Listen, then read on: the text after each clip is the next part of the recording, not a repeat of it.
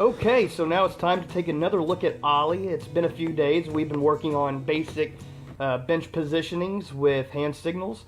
And in the first session of the day, we just simply worked with luring and hand signals.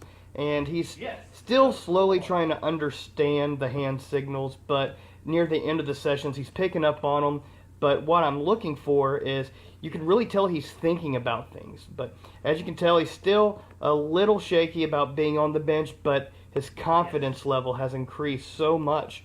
So we're still continuing what we have been doing, but notice how fast, he's a lot faster because he's understanding. He's doing the stands, he's doing the sits, he's doing the downs, but you can tell he's thinking about it. I do the hand signal and I stay quiet, and you can just see the gears working. You can tell he's trying to figure out what it is that I'm wanting. And this is what I'm trying to build, an operant dog. A dog that offers behaviors freely to get the reward.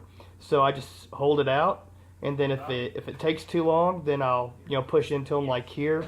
But he's doing really, really well. So I moved in the house because it's hot and muggy outside, and I don't want him to get too overheated. So we moved in the house today, and some downs, and see, he's starting to figure it out.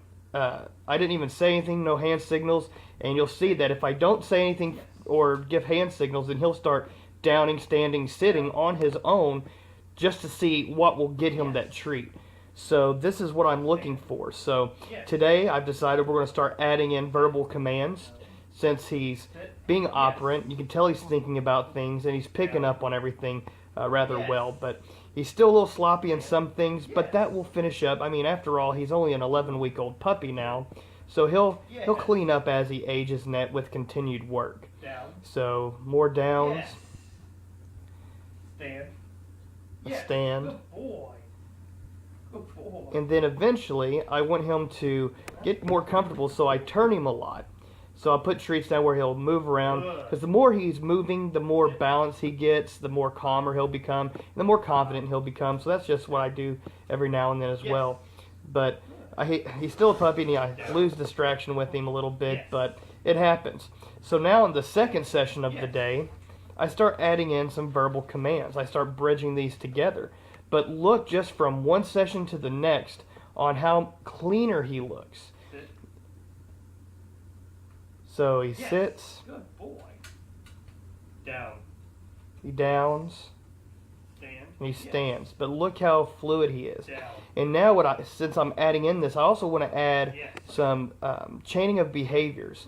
I want him to sit, down, stand, but I also want him to stand from the downs and sits itself. Because too many people, they work sit, down, stand. Well, the dog learns to stand from the down. So instead, I might go sit, down, sit, stand, or sit, stand, down. So I try to change things up to where he learns to listen to the command, to look for the hand signal, to see what's coming next, and not just do it from habit and from a specific drill. But as you can see here, he's progressing rather well. Sit. Yes. Stand. Yes.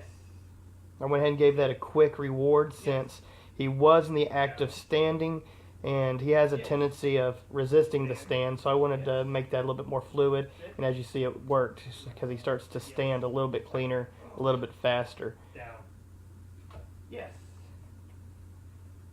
Sit. See, I was wanting him to sit, and he went into a stand, so I just waited it out and waited for him to go back into that sit. It's very important that you only give a command once. If you get in the habit of saying sit, Ollie, sit, sit, and then you mark it when they finally sit, then you're actually teaching them not to listen the first time. So it's very important that you only say the command once and go from there. So get them to listen once. But as you see, just with a few days of a couple sessions a day, that you can definitely tell from one session to the next that he's picking up on it and he's progressing. So within the last 3 or 4 days, I'm very proud of where he's coming. So we're going to keep continuing, and hopefully we'll have him doing groundwork. So that's Ollie finishing up his bench positioning.